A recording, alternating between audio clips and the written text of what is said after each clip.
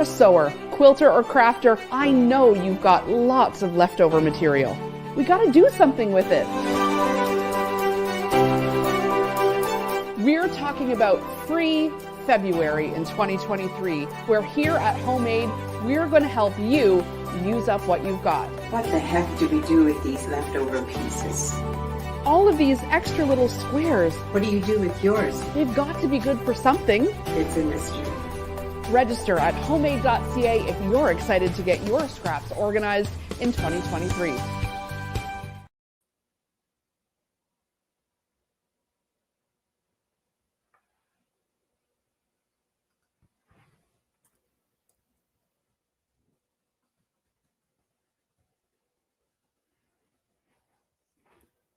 Tonight, I am coming to you live from Kingston, Ontario, in the second floor of our new shop that's finally open. Woo! Do you hear the... No applause? Be clapping for us from home. Are we having... Okay. Some sound. I guess everyone's saying it's good now. Hi, everybody. Let us know where you're coming in from. Hi, Cindy. Hi, Giselle. We're seeing lots of familiar names, and it was so nice to see to put some faces to some familiar names. Kathy's clapping. Thank you, Kathy. So many of you guys came to visit us in the shop this weekend for our soft opening. Cheryl D'Souza, we had Steffi, we had Mary, we had Sharon from Coburg, we had Lisa Reed in, who else did we have in? I don't want to leave anyone out because it was so fun to see so many great people come in person, travel far. I will tell you that the grand opening is going to be March 4th. So that's a Saturday. And Amanda Brown, you going to be here March 4th? I am. I'm coming. Yes. So we've talked to, hi, Amanda from Janome. Amanda is a Janome educator. If you're joining us for the first time tonight because you've registered for Free February, and here we are, February. We had this idea, like, when was it? Like November or, sometime we're like, everyone's out of money. Everyone's got so much. We've got to get organized. So we spent January getting organized with your help, Amanda. And now we're here ready to put some of these scraps to work. Yeah. You're ready? That's good. I'm ready. Good. So what we're going to do tonight is I'm going to make I'm turning to the page.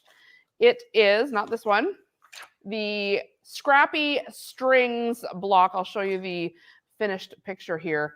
Maybe we can zoom in a little. It's from Lori Holt's book, Scrappiness is Happiness. Lots of you went ahead and got the kit or got the book. Lots of people bought the book in the shop this weekend. We had a few left over. I think we have 2 left.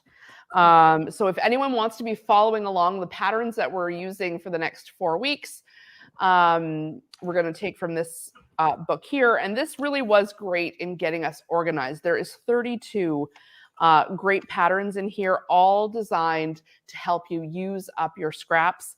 We got organized in for the last couple weeks in January.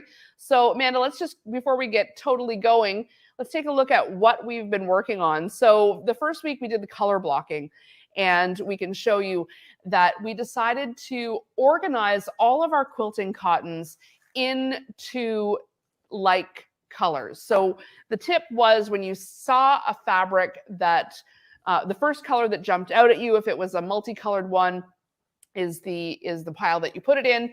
And we sorted by color, and we really looked at our own spaces to decide what kind of organizational system worked best. Are you going to use drawers? Are you going to use bins or boxes? And we started trimming our scraps down. And, we had some debate about what was the best system. And ultimately, you got to do what's best for you. But we can show you the sizes that I recommended so that you know what size scraps you have. And from these sizes, anything larger than that 7-inch or like fat quarter and up, you can put in with your fat quarters or with your yardage. but 7 inches was as big as we went for a scrap, because you can make, 6 inches out of it, 6.5 out of it, 5.5 out of it, and then still be left with a scrap. And then we did 5-inch cuts, 3.5-inch cuts, 2.5-inch cuts, and 1.5-inch cuts.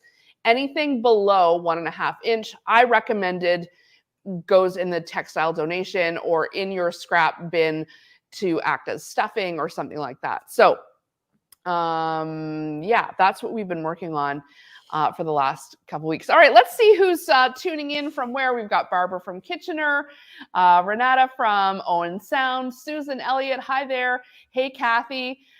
We've got another Kathy, this time from Milton. She's with a K.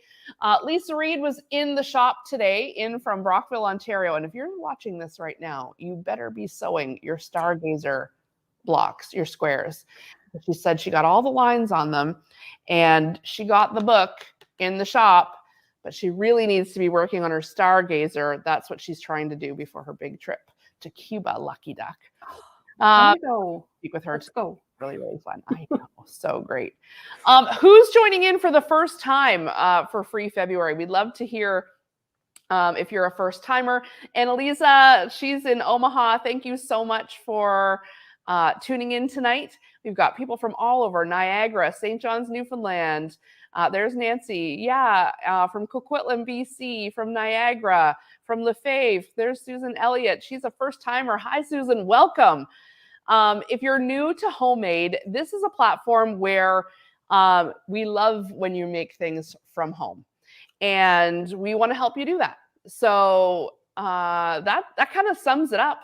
Everyone say hi to my cousin Allison Tryon. You'll know me, Jennifer Tryon. There's a Tryon on board. There's Allison.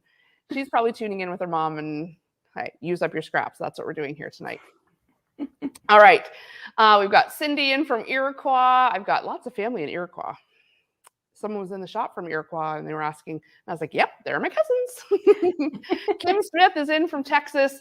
I don't have any family in Texas, but I do love visiting Texas. Amanda, have you been to Texas?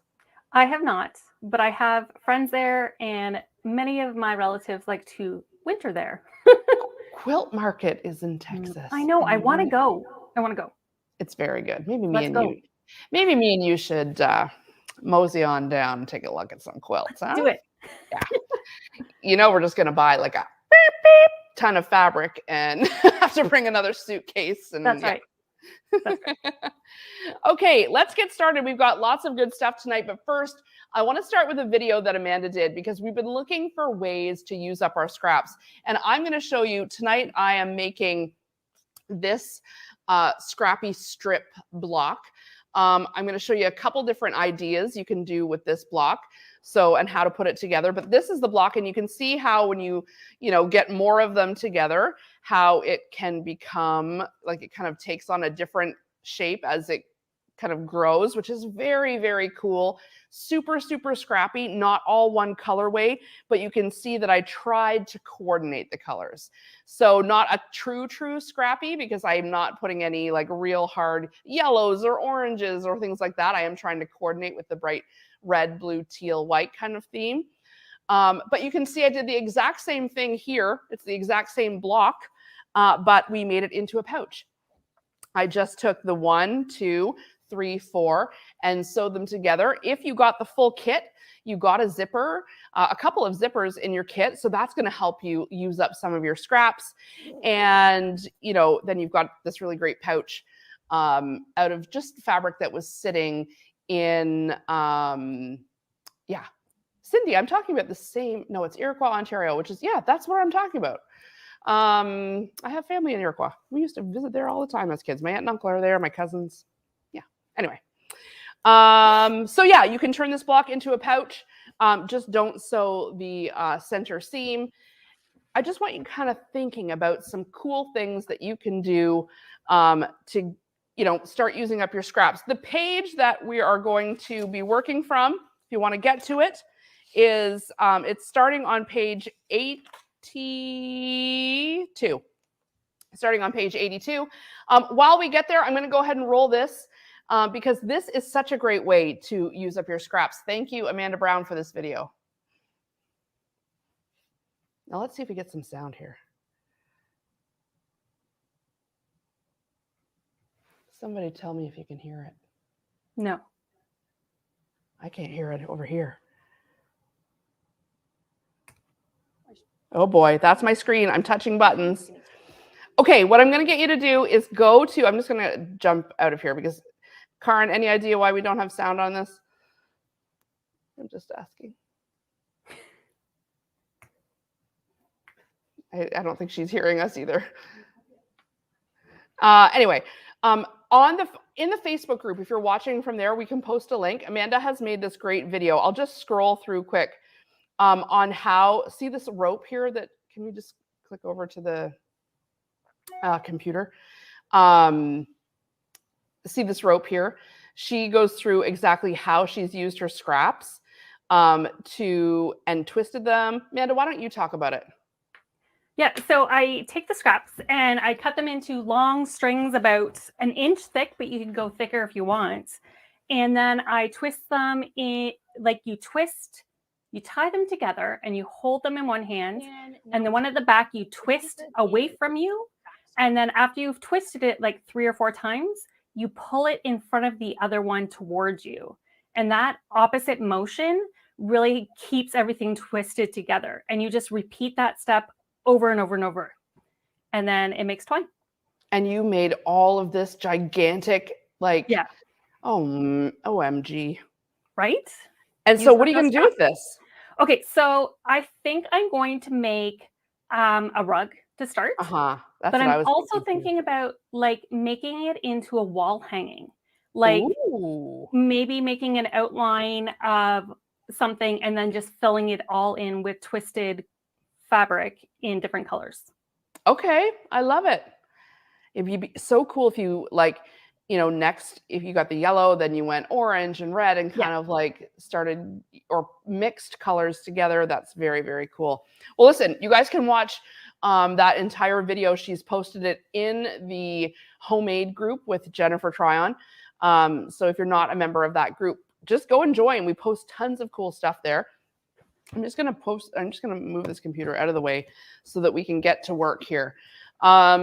Making this scrappy block, because we're actually going to be making stuff tonight following the pattern.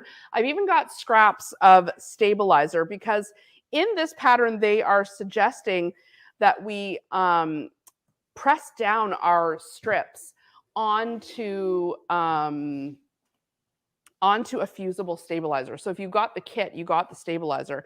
But I'm going to actually put together my stabilizer even as scraps, because I think I need a cutting mat here, and I'm going to pull my ironing board over because that's where we're going to start. There's lots of like pressing and sewing, like all good quilt projects. Okay.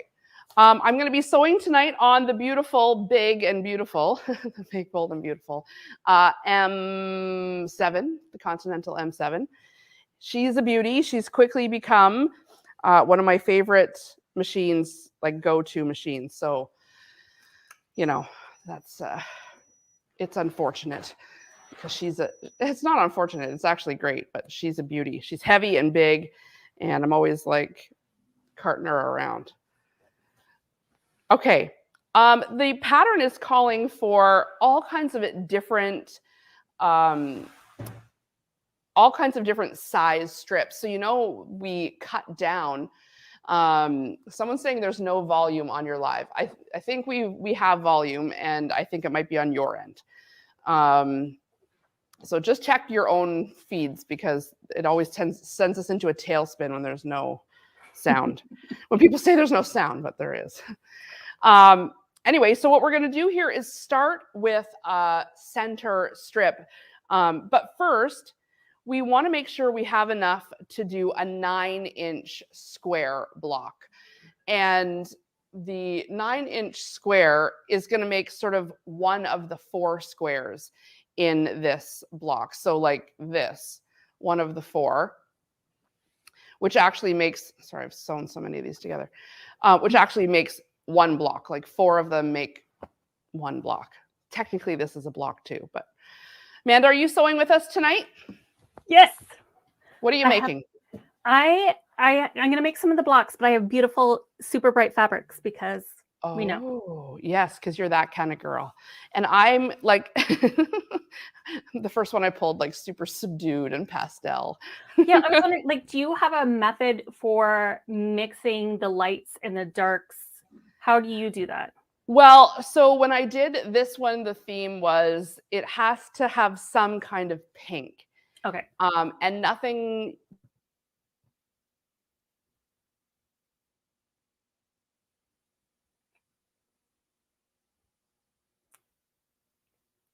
I can't hear Jen. Jen has frozen. Can you hear me?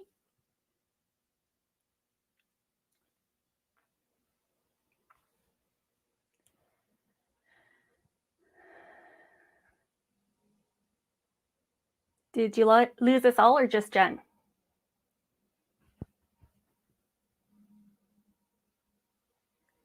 Hello.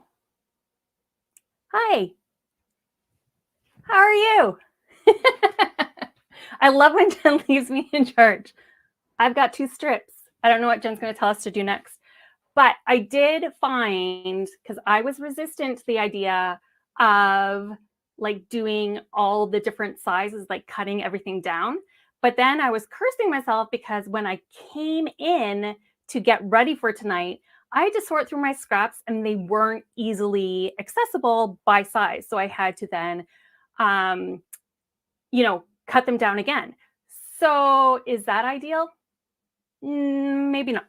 So now I'm rethinking, maybe I need to cut more consistent sizing in my scraps. But I love this method of just trying everything out and seeing what works for you and what might not work for you. What I was trying to get at with Jen is I have this habit of putting colors together and I will be like, it's a loud color, followed by another loud color, and then another one. And I get these colors together and they're just consistently all very loud. And what I forget is we sometimes need a spot for our eyes to rest.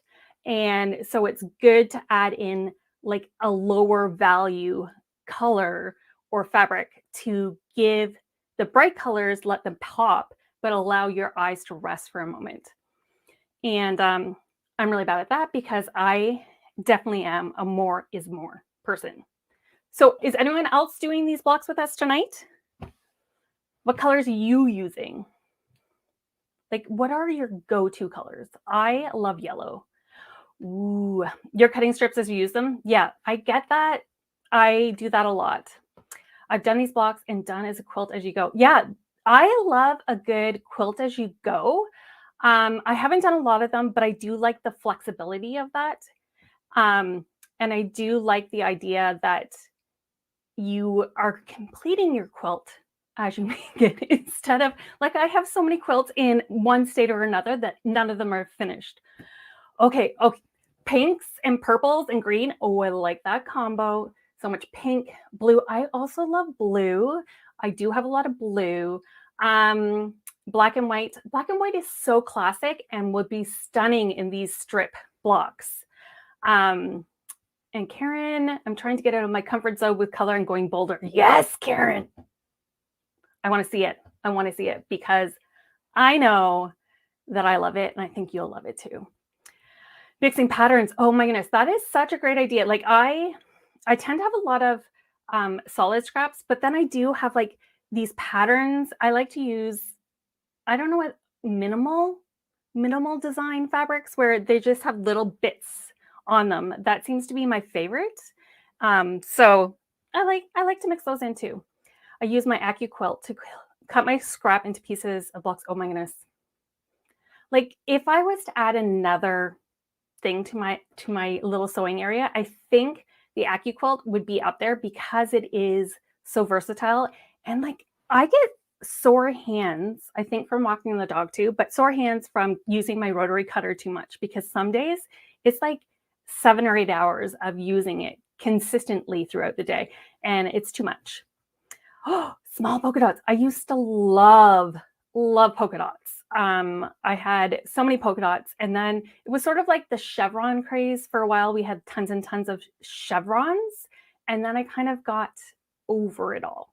So now I've kind of moved on from them, but I do every once in a while go back to them. It's nice to see your favorites from all your projects. Yes, I love that too, Allison. It's like visiting old friends when you pull out fabrics and you're like, that was a fabric that I used for this thing. And it's such a trip and I love it.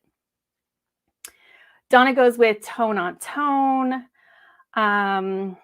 Kathy Jones, the new Whale Song group has amazing colors. Oh, the collection. Yes, I saw it in the shop. It is beautiful. It is absolutely beautiful.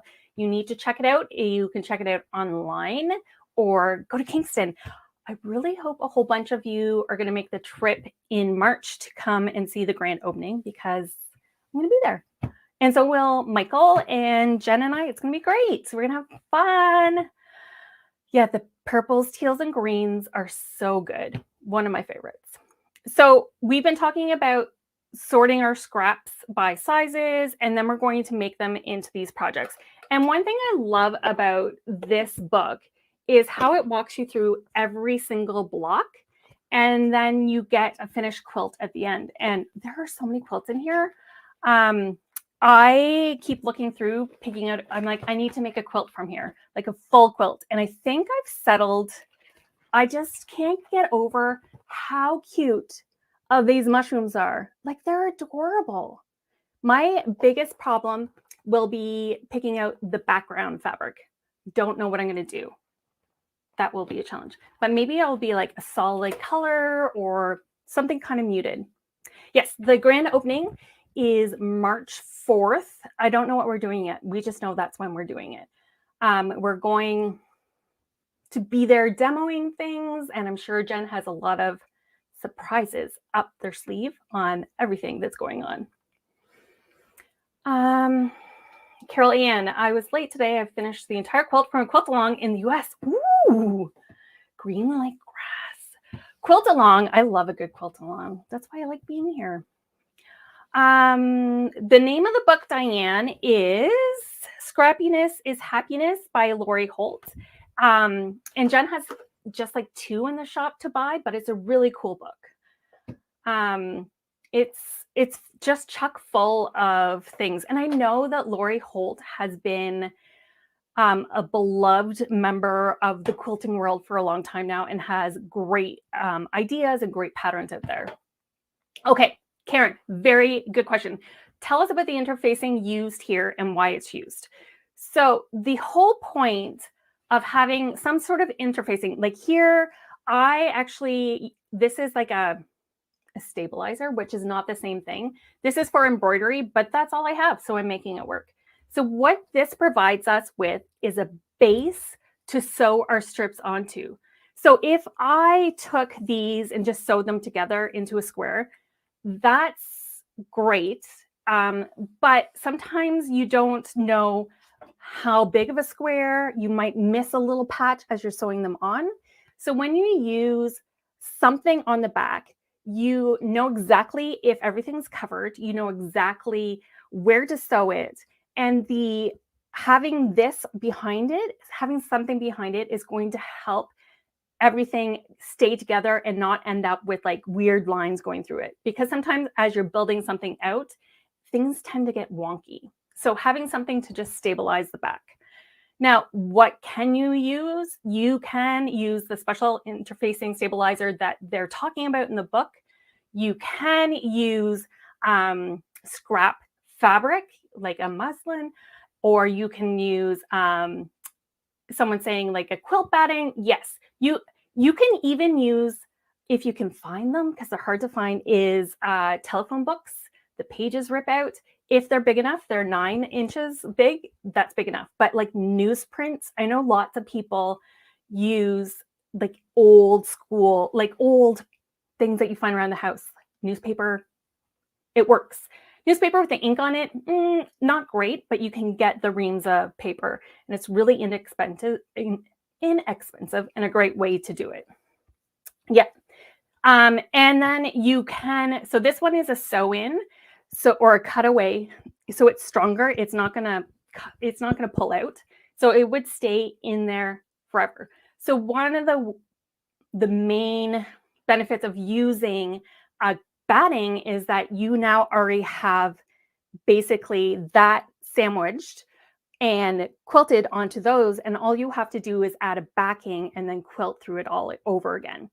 But it's a great way of cutting down the work that you have to do because every little shortcut helps. But yeah, tissue from the homemade boxes, literally you can use anything that is just going to hold all of your sewing together and make sure that everything just lines up properly. Really, it can be as cheap as you want. And you can try to do it without, and just be aware as you're building the lines out to make sure, like, use a ruler or use even a template like a cardboard. You can cut out a cardboard piece that's 9 by 9, and every time you add a strip, line it back up and then make sure that the next strip is going to be fine, and then take it off the cardboard and sew it together. With the batting stretch, I find it does. I guess it depends on what kind of batting you are using. If you are using a polyester with no scrim, oh, Jennifer, hi. We blew a big fuse. Continue. Okay. So if you're using a polyester batting that's really loose, it will stretch, it will move around. But if you're using like a cotton and 80-20 blend with a scrim in it, it's going to hold its shape a lot better. So you can use batting, but it just depends on what kind you have. Would I use a stretch fabric? Probably not, because that would cause a whole bunch of problems. But almost anything else you can use. Hi, Jen. What? Hi, I appreciate you just keeping going and rolling with it while we got ourselves situated here. No problem. Bring They me up make to fun of me speed. when Are I you guys just stare. done? They make fun of me What? when I just stare. I'm pulling my sewing machine over because where I left off anyway, and I don't know if you guys, covered this or what, but I'm using scrap stabilizer, and it's fusible stabilizer, and I'm resisting the urge to just touch it with my iron. Because if I do, I'm going to get all that glue over my iron, and I don't want to put another piece on top of it. So I'm just going to put a row of basting stitches across it here, just to get it going. And so that's what I'm starting with. So we're a little behind because of our power issues. We didn't blow a fuse. We blew a power bar, and the main power bar just had too much plugged into it. We had the iron, we had the sewing machine, we had all the equipment, all the lights, and it couldn't take it. So anyway, I appreciate you answering all those questions. So that's good. No problem. All right. So I think the last thing I was asking you is are you sewing tonight? I am. Have you been sewing while I was? No, we were talking mostly about the colors we're using and how when you have a light color next to a bright color or a dark color, that it gives your eye a place to rest. Because I am bold all the time and I need to learn not to.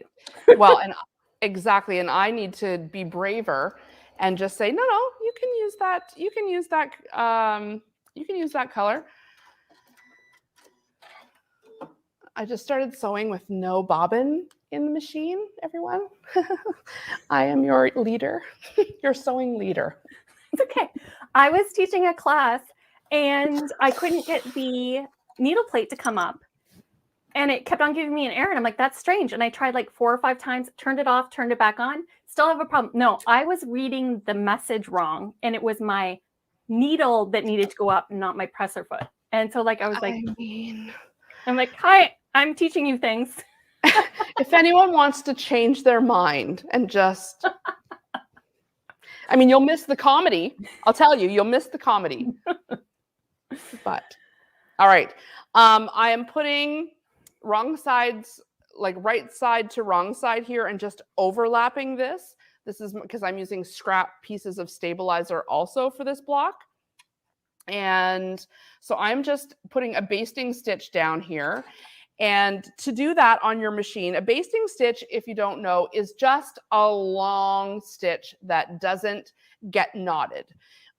So maybe your machine has a basting stitch, or maybe you just like go ahead and put it on your straight stitch and put it at the highest stitch length that you can, and then just sew straight without back stitching or lock stitching. And you know, what's happening now? It says rethread and start. Okay, soon I'm going to be swearing. Oh, it didn't get, did it get rethreaded? I don't know. I'm just starting all over again. All right, this is in the wrong This one. is a good tip though. If your machine is doing weird things, just stop and rethread. Always. Yeah, always just stop and rethread. And I put it in the bottom, and then I didn't rethread the top, and now it's going to hate me. And snips. Good. This happens to you guys too. I know it does, because like sewing is like 90% troubleshooting, 10%. No, it's like 90% troubleshooting, 5%, 5% ironing, like another 4%. What else? Like, I don't know, like, and then it's like 2% actually running the machine, right? Okay. Yeah. Press her foot down. Look at this. All the luxuries you could ask for in this M7, you know? User error. Always user error. Oh my goodness. So much you swearing. know, even us. Yeah. Yeah. So much swearing. Here we go. We're sewing now, you guys, and it's just a basting stitch on the very first step of this project. Yeah, there is a needle threader on Jen's machine. I don't know why she's not using it. I know. It's a valid point. Because sometimes when lots of things are going wrong, I just opt for the fail safe. Oh, yeah. I can see it. I still have the ability to see like the needle or the thread going in. So I'm just going to ride that out. I know my days are numbered. So, hey. Okay, so I see someone asking, what page are we on? It's 82 in the book. And I am doing the Scrappy strings block, which looks like this. If you're just, look, that was my bookmark. Anyway, it's one of the ones I'm going to use. And it's essentially just using up all kinds of different strips. We've cut in strips. I wouldn't use your 7-inch strip. I probably wouldn't use your 5-inch, but get some of your skinny ones, your 1.5s, 2.5, maybe even a 3 going down the middle.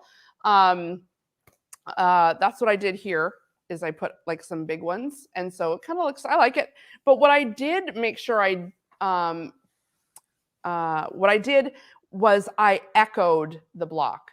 So if you want there to be at least one thing that connects, then keep that in mind for the block that's going to go beside it. Especially if you're doing a one-off project like a pouch. If you're going to do the big block, like the full quilt block, like this, I don't think it matters quite. In fact, it doesn't matter at all, but it's just sort of a cool look. This one doesn't have anything that, this one doesn't have anything that echoes. Like there's not one that's like continuing around. So you really get that scrappy look. Here, there's a little bit more symmetry because I made sure to echo that, just that one strip. So you can keep that in mind when you're putting them together. But hey, the scrappier the better too, right? What do you think, Amanda? Do you think go totally scrappy or on this one that I'm making tonight, or do some echoing? I think you should just go totally scrappy. I think that it takes too much mind power to be organized. It's true. It's true. Let's turn the volume up on Amanda a little bit, because when I'm sewing, I can never hear what she's, there we go. All right, so this is a 9 by 9 inch block. So I'm going to cut my stabilizer.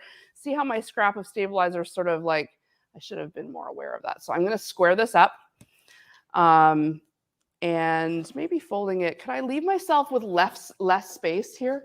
Could I have less space? Yes. Jeez. It's true. I could. You're right. Thank you for that perspective. I'll just fold it. I've got the tiniest cutting mat. I've got it on top of an ironing pad. I only have like the best stuff on earth downstairs. And I'm just like hovering over this tiny little, anyway, whatever. All right. Square it up, back in the scrap bin you go.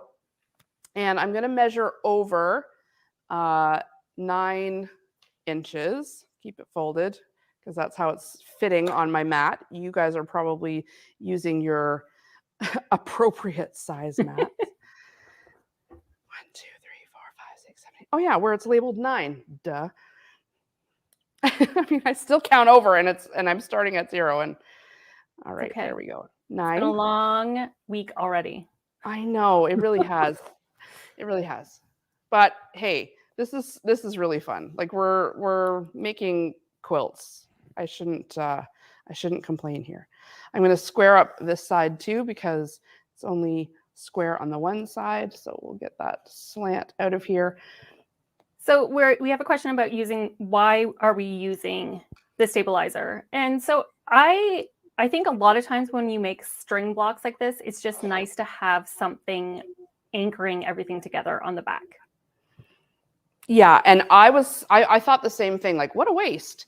And then when I put it together, especially when I put it together for the pouch, it was had like a nice structure to it. So, and then I put the batting on after too, and it was, had such a nice structure to it. So let's just try it out. If you do your first one and you're like, meh, I can live without it, then live without it. No problem. If you don't have any of the stabilizer, then just start sewing strips together. No problem. But what I'm doing here is I'm going to take my first strip and I'm just going to audition a few pieces here. Now, Amanda, do you audition pieces or does that go against the nature of something that's truly scrappy? I probably should. And often I finish a project and I'm like, yeah, I should have thought that through, but I don't. I just happy accidents or disasters. Who knows? Yeah, I'm an auditioner. I'm like going through and I'm wanting to pick the ones that I think look like the absolute best, like not this one. I'm like, you've not made the cut. You're fired. This is going to be my own version of Scrappy Apprentice. We are opposites. What's that? We are such opposites. I know. Maybe I'm just a little too anal. I think this is what it's actually. Oh, I like this one. I think this is what's saying about me that Jen, you need to let go a little. Well, like I have heard, they always say opposites attract. And I think it's because we all learn to balance each other out. And so we pick. True. Oh, I love that ice cream fabric. Yes, I like that too. More than this. We all learn from each other. The basting stitch on the stabilizer is probably because the stabilizer kind of like puckers up easily. It's very thin and lightweight. So if you have a basting stitch, it's a lot more forgiving as you stitch it together. And what I want to encourage you to do is choose strips that go well past the edge of your 9-inch block. This also is very helpful.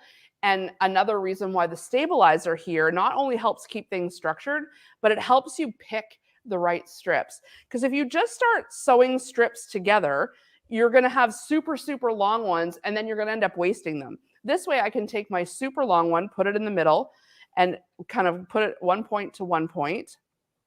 There, that's going to be my middle piece. And then let's choose another one that's long enough to go past. Oh, maybe that should be my middle piece. Choose another one that's long enough to go past the edge, or don't center it, push it up so that you can still maintain quite a bit of the scrap and lay it out so that you can, oh, look at this nice one. Ooh, I like that one. In fact, maybe we could, this is like a whole jelly roll strip. Ooh. That is just left over. So I think I'm going to, because I do really like the echoing, like I like things that go on both sides. And I even sometimes like using it together on the same, like that looks cute too. No, right? that looks really good. Yeah. And maybe I should, because look at how that green pulls from here. Absolutely. Maybe I should go searching for a little something that's going to help me play off of that, even if it's not in the blue, like maybe it's white. Yeah, it's a bit of that. What do you think? Oh, I like that blue fabric on the bottom with the pink. This one? No, up beside the bright pinks. Tell me colder. Oh, this one? No, to the other side of the pinks. That one. See the blue one on the bottom? Oh, no, this one? That one. Yeah. The white and blue and pink. Okay. I don't know if it's going to work there, but I like that. I like it a lot. All right. But maybe not. I have anxiety over that one. That one gave me a pain in my tummy. Oh, I kind of liked that. Ooh, yes. Which one? This one? The polka dots. The polka dots? They go at different angles in the polka dots on the other strips, though. Yes, that's true. See, this is why I think auditioning them is fun, because it will make your scraps, in the end, if you're deliberate about putting them down, then you really will feel like, oh, this seems like brand new fabric. If you are like, no, I really love just like that scrappy look, I don't, whatever, like Amanda's saying, then hey, go for it. I mean, it just means we'll be best friends because opposites attract, right? That's right. That's right. You'll probably touch on this, but I was looking at this and the book has us starting in the middle and stitching out. Yes. And you want to make sure you're doing that, because when you cut things or things are just barely fitting, if we started at one end and went to the other, it's quite possible when you open that fabric that you just stitched on that it won't cover. Yeah. Maybe I just echo this over here like this. Yeah. All right. I like it. So what I'm going to do here is I could take a picture of it with my phone. I don't know where my phone is. Probably probably dropped it in the toilet earlier this night. Anyway, so like, let's pretend I took a picture of it with my phone. I'm going to just pull my small ones. I'm going to keep them in line here so I know what goes where. So this is the bottom, and then this is going to be the top. And now this is going to be my very first, and I'm going to press it on. And I mean, I guess you don't have to press it on first, but I'm going to just press. Would you press it on first, Amanda, or would you just go the next one right side together? I'm actually just using a sew-in stabilizer. So it's actually a what is it? It's a cotton Madeira embroidery stabilizer. I only had iron-on stabilizer. So you can use iron-on stabilizer as sew-in stabilizer. Like, it's no big deal. You don't have to press it on, or you don't have to iron it on. So I'm going to I am going to iron it on. Do you have a teeny tiny iron? How do you do this? How do I do it when it's all like there? I like carefully just touch it down. I don't make the whole thing doesn't have to like be totally, just enough. Yeah. And I'm kind of just doing the tip. If Mary is watching, Mary came into the shop this weekend and bought this iron. And she squealed with delight. I love it. Yeah, because we have our two favorite irons in the shop. This is one of them. And we like this because it has a separate water tank. So it's nice and light here. You don't have to you don't have to be like lifting the water, you guys. And then you don't have to refill it so much. So she left the store having tried the iron, and then left, went for lunch, and called and was like, I'm coming back for the iron. And so they came back in again. And then they left again and they came back again for more stuff. It was amazing. It was very amazing. Okay, so there's one. And then this one's going to go right sides together, making sure that it's going to you're going to have enough room at the end of your block here. Yeah. And we're just sewing a 1/4 inch. So change my stitch, press your foot down, off we go.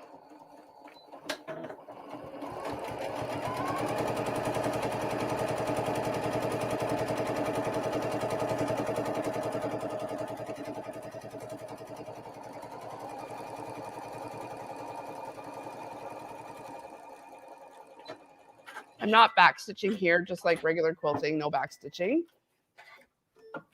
Okay. And then when we flip this over, you can finger press it down. You can use your little seam roller here. But we are going to press it before we bring over our next right sides together. So if you have a scrap that you know you don't love, like this one, like I don't love this one, and you want to protect your iron if you're using the iron-on stabilizer, should the iron touch it accidentally, it'll just pull off of the stabilizer. So it's not the end of the world. And if you are using iron-on, like we did give you iron-on in the kit, what was I going to say? Oh yeah, don't use steam. Dry iron is best. Oh, really? Do you use steam? Oh, it's been a while since I used it a lot, but I find sometimes the dry iron doesn't stick it as well. I know, it's true. It doesn't get as hot, right? The steam is like so hot. But then sometimes the steam will bubble it. It's like a catch-22. Yeah. So I'm saying dry iron with a good iron like that. Hey. All right, so there's strip 1 and 2. Hey, all right, that was pretty good considering the night we're having. All right, there's the next one, and then it's just gonna go right sides together, just like that. Okay, and then 1/4 inch right along here. And you know, if you've got this book, you can pretty much be making any block you want. Doesn't have to be this one. You could start like making a quilt with any of them, or you know, just do a quilt, or you know, choose any one that you want. This is just what we're doing tonight. Okay, you can fold it over. Gonna get that pressing cloth again just to protect. If you have a start-stop button and you're not using it, you need to start. Foot pedals are so 2022. Like, I prefer a foot pedal, but like cases like this, I have my M7 on my cutting table, basically. And so I'm standing up with it and using my stop-start button. It's so nice. The stop-start button, once you start using it, it really is great for sure. It's a little weird at first, like you develop some new muscle memory. Okay, I'm putting the next one down. See that? Looking nice. And when they're ironed down, it really does keep everything in place, and it matters a whole lot less if your stitching is like perfectly straight. You know what I mean? Because the adhesive there is helping it out. All right, next one.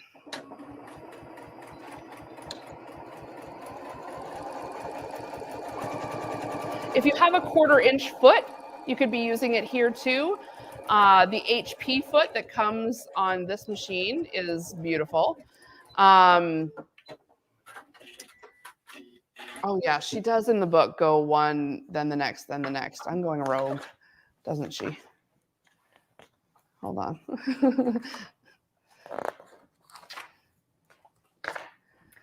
Okay, so Donna, I get you on the start-stop button not having enough control. It's just a little bit of practice, but I find when I feel out of control, it's because I'm using the start-stop for the wrong project, or I'm going too fast. You need to slow it down. Like here, I'm standing far away from it and I'm just moving my fabric with my finger to keep it sewing straight. It's fun. You guys are right. In the book, she is going like this way, then that way, this way, then that way. It doesn't matter too much, honestly. No. I can go this way next if you want, but that's just my brain for you. Where's the other side? I can go this way. But it really doesn't matter. You're doing basically exactly the same step, just on the other side. Right sides together. You know, if she's doing the middle strip and then she's doing each side, it's quicker in a way because you are able to sit and sew and do 2 lines and then go back to your That's ironing true. mat. That is true. Like, do we want to do things quick and easy, or do we want to just be here forever? It's very true, because I did have to go back. You're right.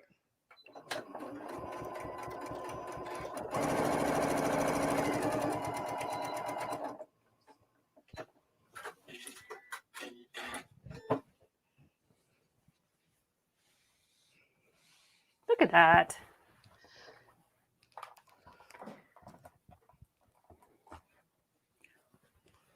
So many bright colors. How's yours looking? It's doing things. It's doing things. Oh, I like it. It's so satisfying to trim this up, I gotta say, because it really is like a hot mess looking like this way with all of them flying off. You know what I mean? But is. trimming it up is pretty satisfying.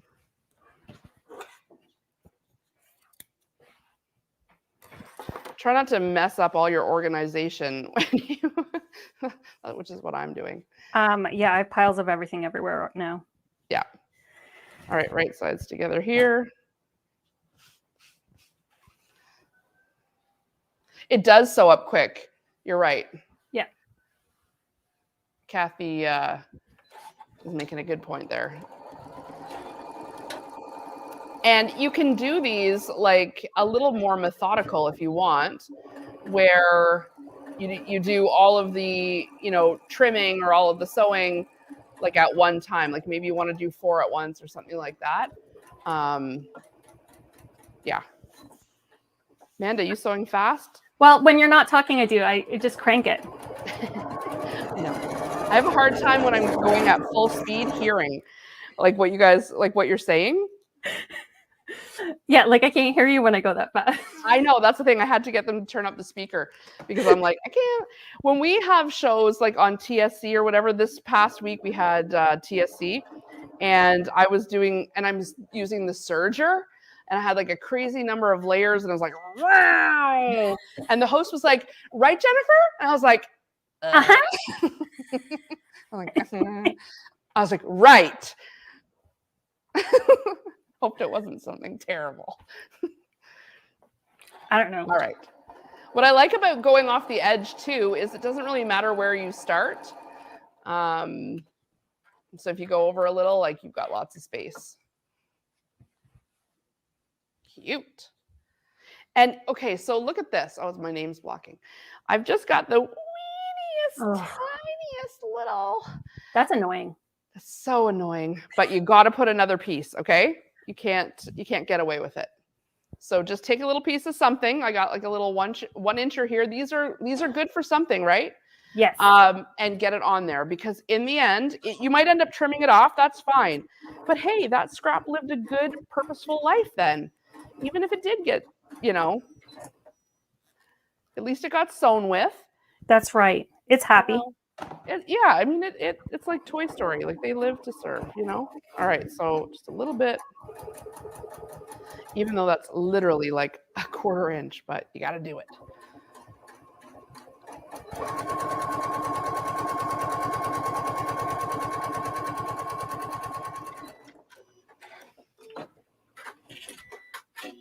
I like that these are forgiving. So like if you go off a little bit, no one's going to know. Yeah, and like I've got look at here. Look at my row of stars, and it kind of gets a little bit cut off. Sewing with an audience is so much fun. Yeah, I'm not using my 1/4 inch foot. I'm just using my regular presser foot, which I should be using my 1/4 inch foot, and then I would be more accurate. But whatever. Yep, whatever. Here we go. No one's dying. No, it's true. But here's the thing. I want to kind of stress, scrappy doesn't necessarily mean messy and that you've done a poor job. So I want to just, No. All right. There we go.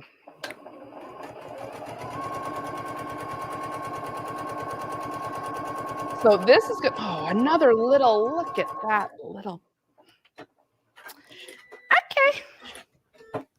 So I'm just going to take the half of this one, it's over here, and put it here. Echo it over there. Because again, that little bit, but it actually goes to show that I put, an even amount of pieces on each side. And when you are, strategizing on blocks like that, if you can kind of keep your shapes, if you like that symmetrical look, make sure you've got similarly sized rows if you want.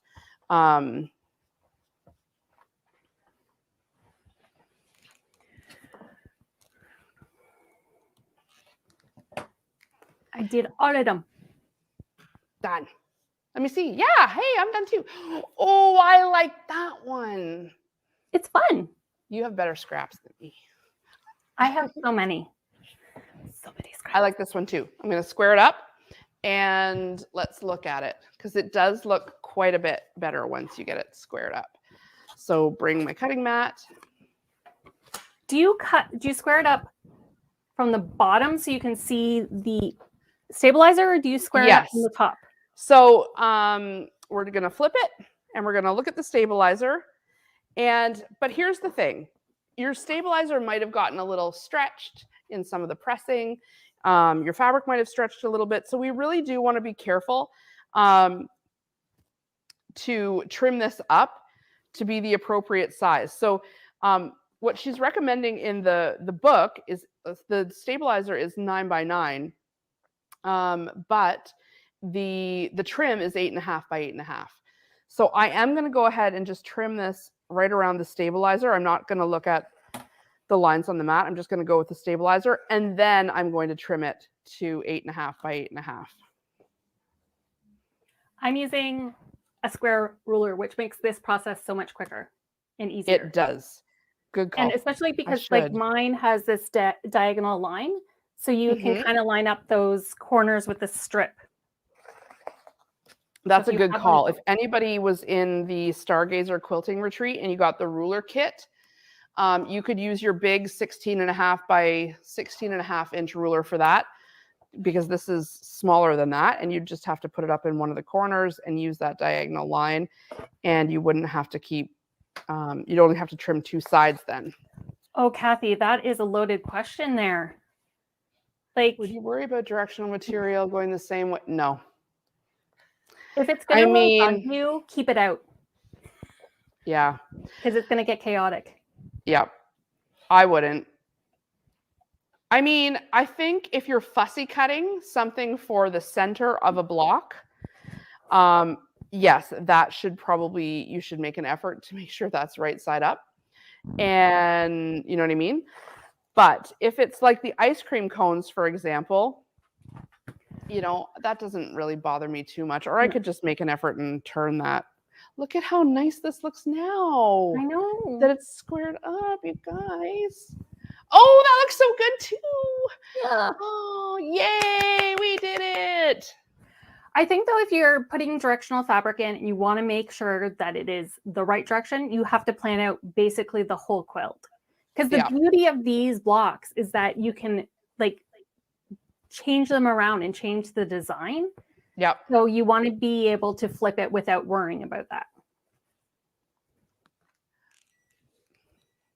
I think directional, I mean, here's the thing with your scraps, the directional fabric might, you know, you're kind of defeating a bit of the purpose of the scrappy whatever and throwing it together. However, if you're being that methodical with, you know, kind of where it's going, but if it means a lot to you, do it.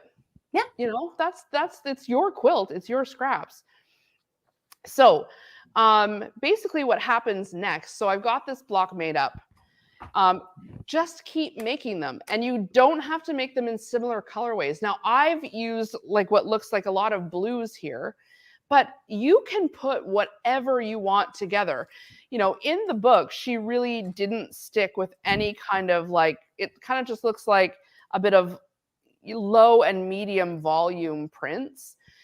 If the colors are going to be all over the place, you might want to consider what's on the actual fabric. Like if it's too wild, you know, it might look more pleasing to the eye if they're all sort of the same, like pattern temperature. Does that make sense, Amanda? Yeah. Yeah. So if I took a couple of the blocks that I've already made, so for example, like these ones, I didn't use the stabilizer on these ones. I just went ahead and did it.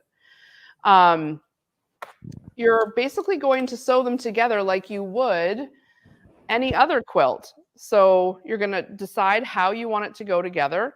So what she's suggesting in the pattern is for them to be opposite. So you're going to make 4 of these blocks for one big block. And it doesn't matter whether the stripes are the same size or not. And we're going to right sides together. And just like we would with any quilt, 1/4 inch seam.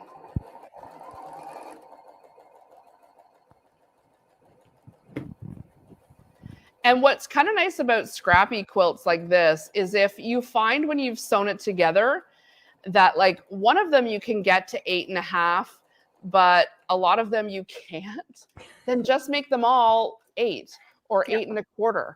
Like when you're following a pattern, like in our retreats, and they're saying square it up to 16.5, and then we all panic because oh, mine's only 16. Yeah. And then you're cutting off the tips of your stars. In this case, that really doesn't matter. So I'm going to go ahead and press my seams. I'm going to press them open here because I feel like I've got enough bulk going on, and I'm a convert to pressing the seams open. And I'm using steam now. I wasn't using steam before, but this, I've never had a better iron for steam than this one. So I just love, you just have to push the button underneath, and yes. I need to try it out when I come This down. iron? Yeah. Oh yeah. When you're here, we have a station set up in the shop to try the irons, to try any of the machines that you want. So definitely we've been pulling fabric out of the dryer so it's super wrinkly, so people can put a little spritz of flatter and then. Yep. Okay, so there is one side. I'm just going to press the other side. Again, seams open.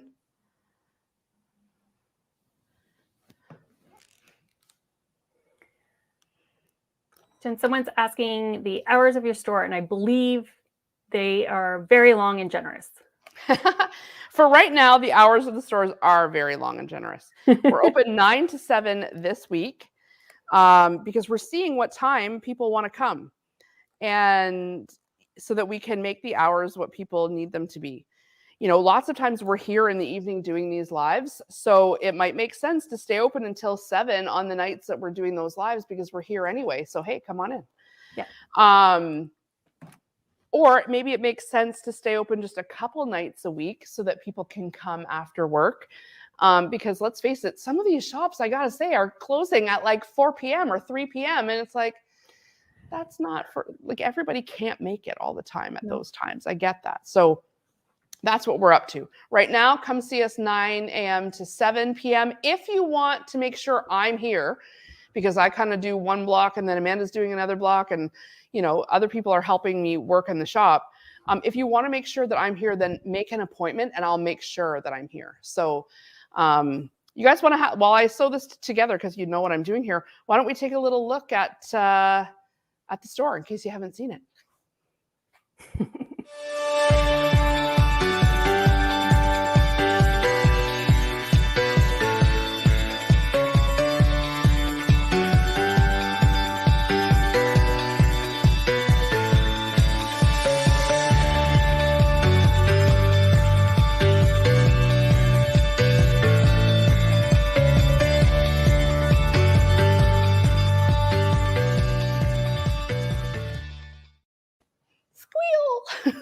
It is so beautiful. Oh, thanks, it's so Amanda. Nice. It's like, it really does feel good to be in it. Someone came in today and said, the energy in here is good. I was like, oh, yay. Yeah, it's nice. It's nice. Made with love, right? Yes. Yeah. Yes. And everyone is lovely in there. I got to meet Amanda finally in person, the Amanda behind the camera. Yeah, Amanda behind the scenes. Karen's behind the camera. Amanda's behind the scenes. Yep. And then I was actually there when Jen was training some of the new staff, and they were all so lovely and knowledgeable. Like, you're going to love it.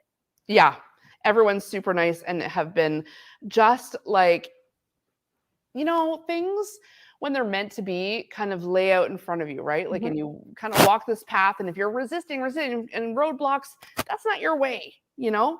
Find the way that feels good. And that's what's this entire move, this entire, you know, store opening. You know, this was a quilt shop before. Karen McGee had it for 33 years, quilt time.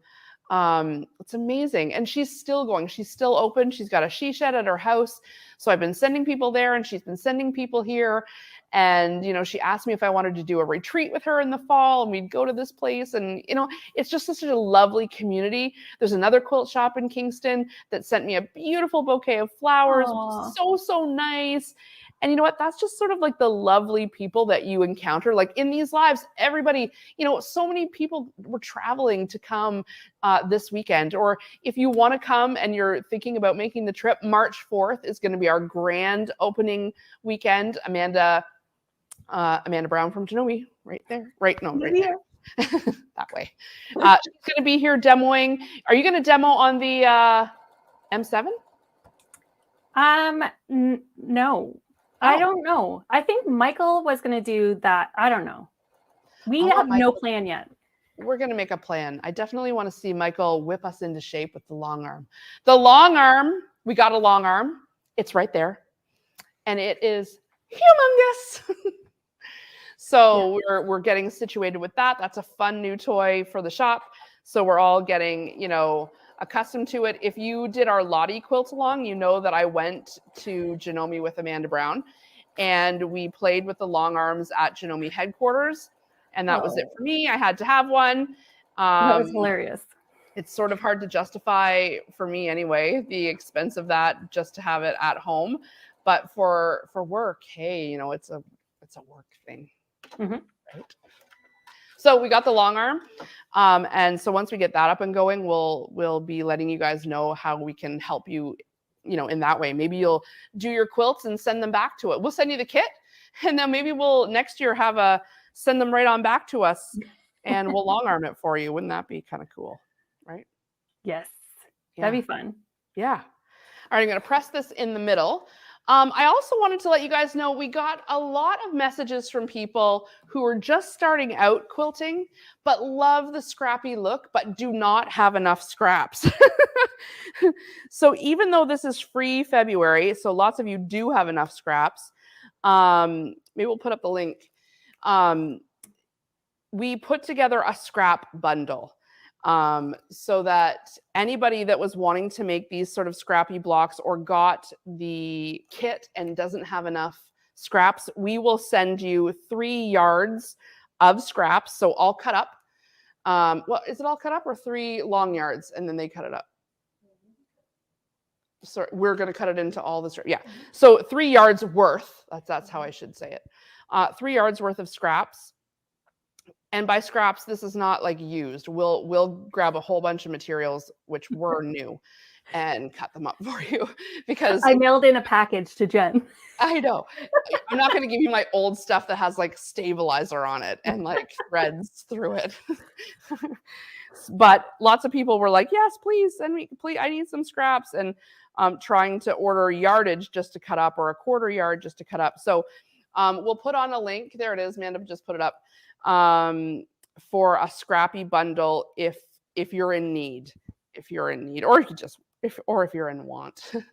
We can say it's free February, but hey, you don't have I've to. already spent money in case you need it. All right, there we go. Oh, it's beautiful. That's great, eh? Mm-hmm. Yeah. Now I will say this one does not have the stabilizer on it, and it's a little wonkier in spots. Like it's a little stretchier. Because these fabrics are going every which way. And so it is a little wonkier than the one that has the stabilizer on it for sure. But it's going to look gorgeous when it's all together. And I just, I encourage you to figure out what else you want to make with this block. So if you wanted to, so there's obviously a block that can go next to the other block, which is somewhere under my pile here. I have the full quilt block. Yeah, so here's one.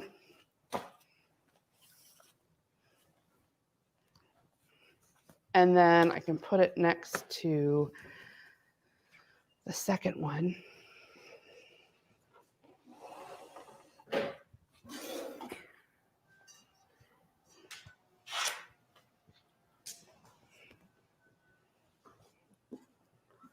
You can see how lovely this is going to be, and beautiful. Like if I start this now, By the time the snow melts, right, we'll have a beautiful, beautiful spring quilt. I should just keep going. But the other thing is, if you're not in it to do a whole quilt, like that just seems too daunting at this point, do like I did with the pink one and turn this into a little pouch. Maybe let me know if you need the pouch instructions or if you guys can figure that out. Because we can do that too. We're basically going to put the zipper, let me see here. Once you've got your, so there's 2 big quilt blocks, but if you wanted to do the pouch, when you've got your 2 blocks together, like this. Ooh, look, some echoing. Oh, it's like you planned it. Yeah, it's a happy accident. I'll take it. So you're going to right sides together, and then we'll just put the zipper in here. But first, I'm going to put the batting behind this. And again, scraps are good. Lots of times we've got scraps of batting. And how are we doing for time? Oh, we're already like an hour. And I know we lost some time because of our electrical issues, but I've got some scrap of batting here. And maybe what I'll do is this week, I'll put together a little something on how to turn this into a pouch, just a quick tutorial. And if you got the kit, then you have the zipper that you could make this into a pouch, because now you know how to make the block.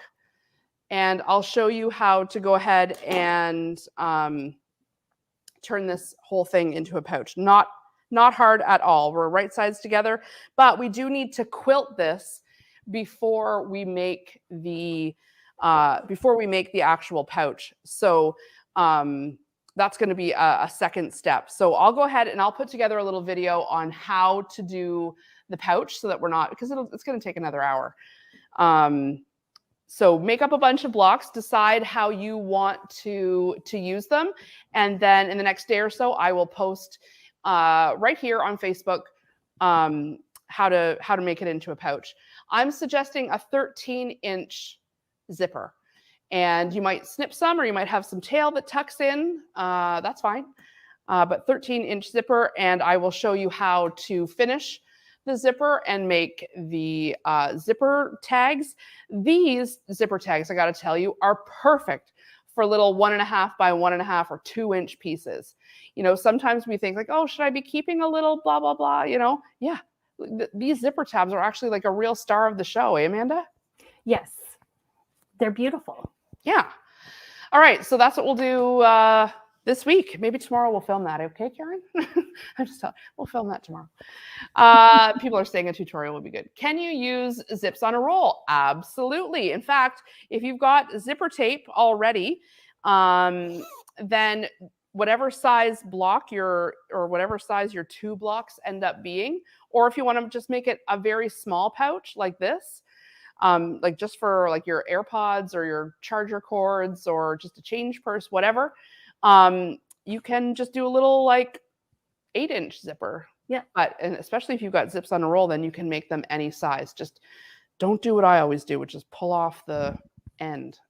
So are we talking about like the select-a-size zippers where you get a huge and you cut them down? A roll. Okay. So especially if you guys have been following me since my Crafters days, my Crafters Companion days, we had a product called Zips on a Roll. And what they were, I don't think we have any up here, but it's like a roll of zipper tape. And Right. There's about like 20 or 10 or something zipper pulls on there. And you just move the zippers down. Is that what you mean too, Amanda? I think Is that what you're so. saying? Yeah, it's something like that. And then you just cut whatever size zipper you want, pull your one zipper pull into place, cut your zipper, and then it's open at both ends. Like the zipper is closed, but the actual, like if you were to pull your zipper off. So you do have to stitch it so that it doesn't slide off, and put that zipper tab on there. So I'll show you how to do that in the tutorial, because you're getting zipper tape in the kit, and it's good practice for any zipper. I saw a thing today on the TikTok where they were using that kind of zipper on a roll, but they said install your zipper but don't put the zipper pull on it until the very last moment so that you're not sewing around it. And they showed it. It looked like super easy because we're always trying to maneuver around the zipper pull. I know. And there's a question here. If you pulled off the zipper, how do you put it back on?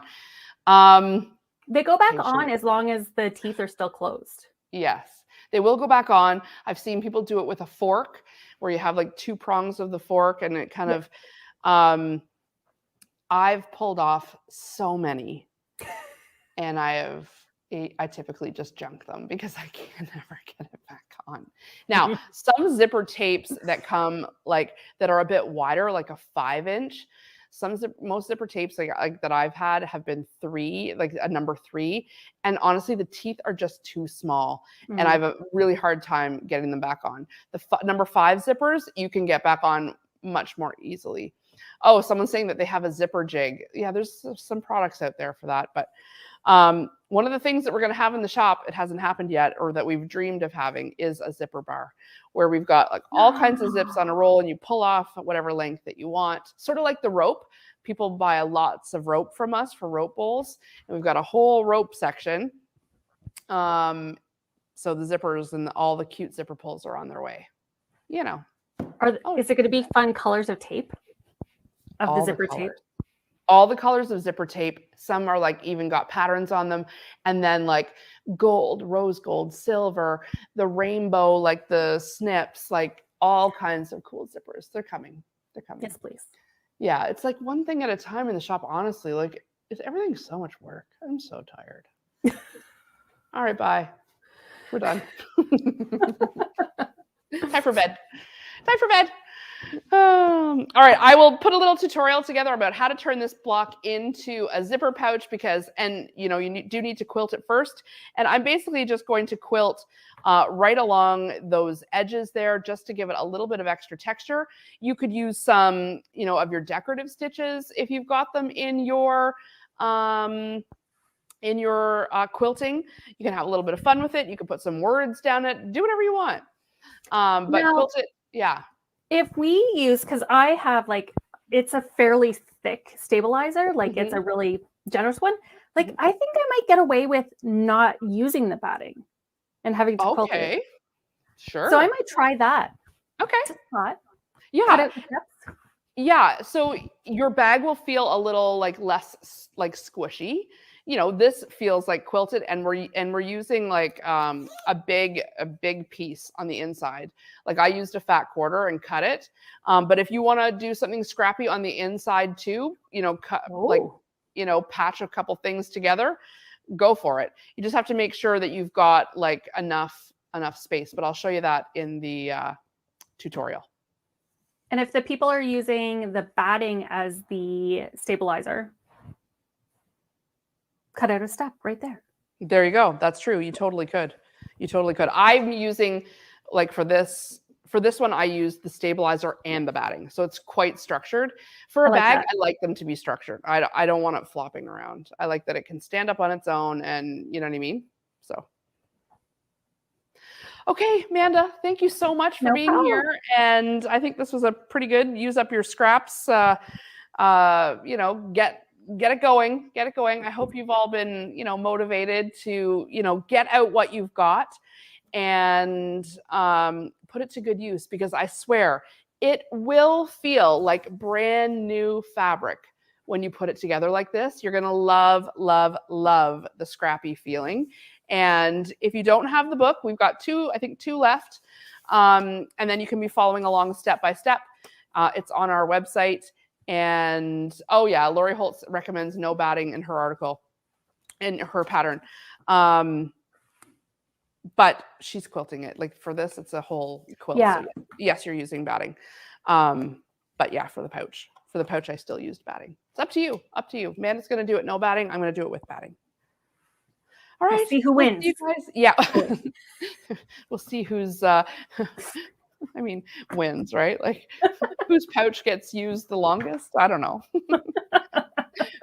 Whoever you gift this to appreciates it the most. Anyway, okay. Thanks, everybody. I appreciate you tuning in. We will see you next week, same time. And until then, if you have any questions, you can post them in the group. Bye.